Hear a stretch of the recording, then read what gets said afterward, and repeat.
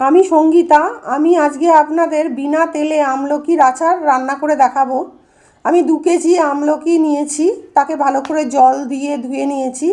তারপর আমি একটা কুকারে সামান্য জল আর সামান্য নুন দিয়ে আমলকিগুলো দিয়ে সেদ্ধ বসালাম।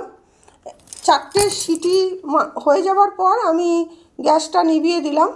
এরপর আমি কুকারটা ঠান্ডা হলে আমি একটা শুকনো কড়ায় আমলকিগুলো ঢেলে নিলাম জল শুদ্ধ। এবার আমলকিগুলো ফুটিয়ে আমি জলটা পুরো আমলকির গায়ে টেনে নিলাম, যাতে জলটা ফেলে দিলে পুরো ভিটামিনটা চলে যাবে আমলকির।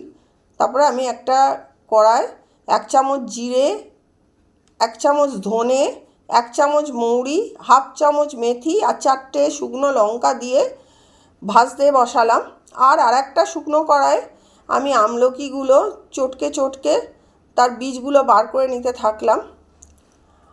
আর এদিকে মশলাটা ভাজতেও থাকলাম। মশলাটা থেকে সুন্দর গন্ধ বেরোলে আমি গ্যাসটা অফ করে দিলাম।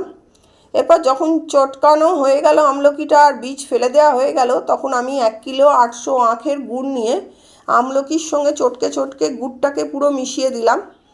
গুড়টা পুরো আমলকির সঙ্গে মিশে যাওয়ার পর আমি গ্যাসটা অন করলাম। করে আমলকিটাকে যখন ফুটতে শুরু করলো তখন আমি হাতার সাহায্যে নাড়তে থাকলাম।